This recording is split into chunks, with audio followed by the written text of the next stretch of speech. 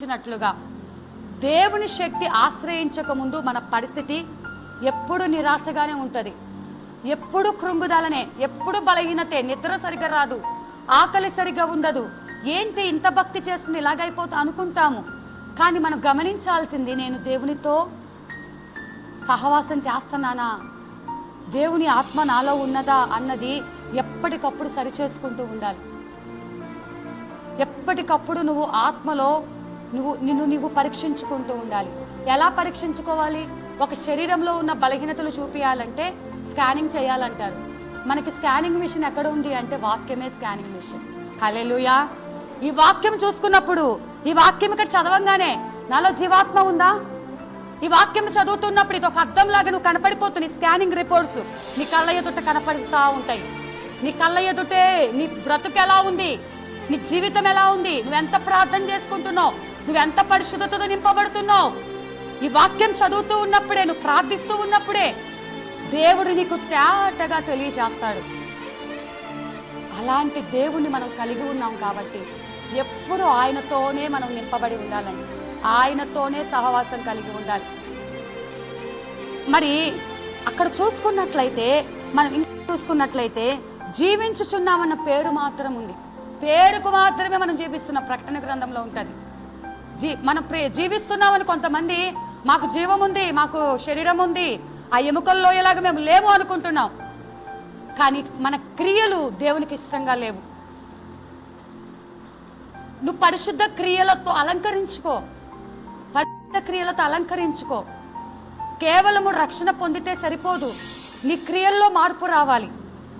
ఇంకా పరిశుద్ధాత్మ దేవుడు మనలో కార్యం చేయట్లేదంటే మనలో ఇంకా దేవునికి ఇష్టం లేని క్రియలు ఏవో ఉన్నాయి. కొలస్సీలకు రాసిన పత్రికలో ఉంటుంది చూడండి. కొలస్సీలకు రాసిన పత్రిక 3వ అధ్యాయము 12వ వచనం. కాగా దేవుని చేత ఏర్పరచబడిన వారును పరిశుద్ధులను ప్రియులైన వారికి తగినట్లుగా, పరిశుద్ధులు ప్రియులైన వారికి తగినట్లుగా ఏం కావాలంటే మీకు జాలిగల మనస్సు, దయాళత్వము, వినయము, సాత్వికము, దీర్ఘశాంతమును ధరించుకొనుడి.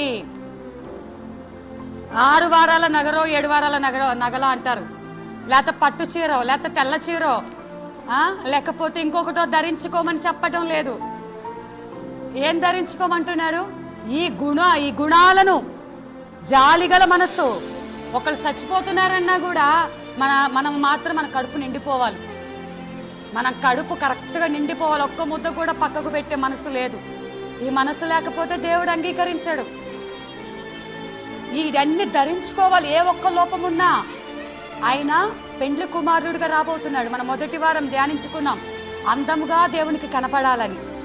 అందంగా కనపడాలంటే ఏ వస్తువు నీకు కొదువు ఉండకూడదు. అన్ని వస్తువులు ఏ విధంగా పెండ్లి కుమార్తె ధరించుకుంటుందో క్రైస్తవులైనటువంటి మీరు కూడా ప్రతీది ధరించుకోవాలి. జాలిగల మనస్సు లేకపోతే మనం పరలోకానికి చేరలేము. ఆ పరిశుద్ధత మనలో ఉండదు.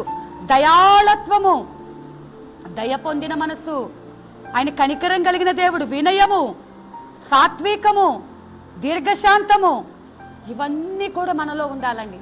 ఇవి చూడటానికి చక్కగా పదాలు బాగున్నాయి, కానీ మన లోపల వీటన్నీ ఉన్నాయా లేదా?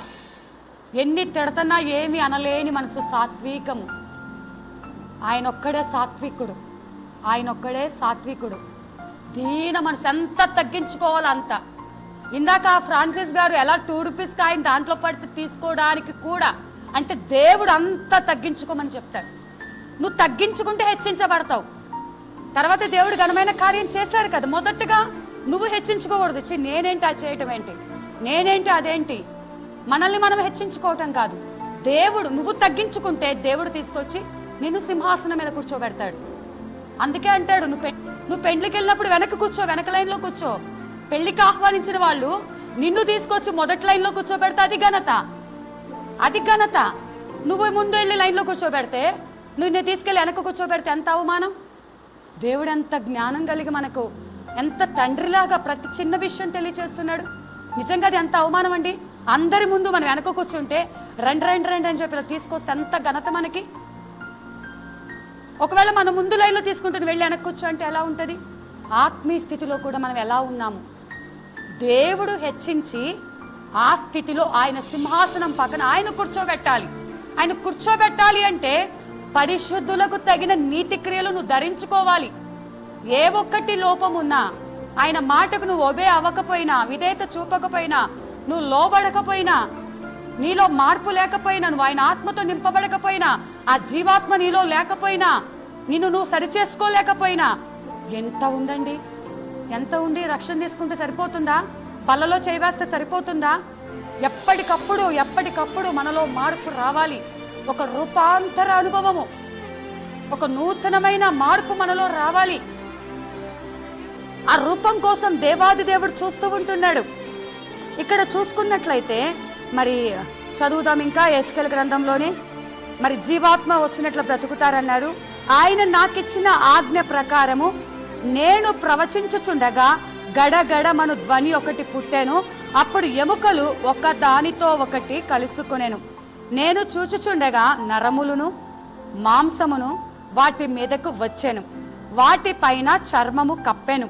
అయితే వాటిలో జీవాత్మ ఎంత మాత్రమును లేకపోయేను. అప్పుడు ఆయన, నరపుత్రుడా, జీవాత్మ వచ్చినట్లు ప్రవచించి ఇట్లనుము, ప్రభువగు యెహోవా సెలవిచ్చినదేమనగా, జీవాత్మ నలుదిక్కుల నుండి వచ్చి హతులైన వీరు బ్రతుకున్నట్లు వారి మీద ఊపిరి విడువుము. ఆయన నాకు ఆజ్ఞాపించినట్లు నేను ప్రవచింపగా జీవాత్మ వారిలోనికి వచ్చెను. వారు సజీవులై లేచి లెక్కింప శక్యముగాని మహాసైన్యమై నిలిచిరి. హల్లెలూయా. ఎండిపోయిన ఎముకలతో నువ్వు ఆజ్ఞాపించు అంటే మాటకు లోబడినటువంటి యెహెజ్కేలు ఆ మాటకు లోబడి ప్రవచిస్తానంటండి.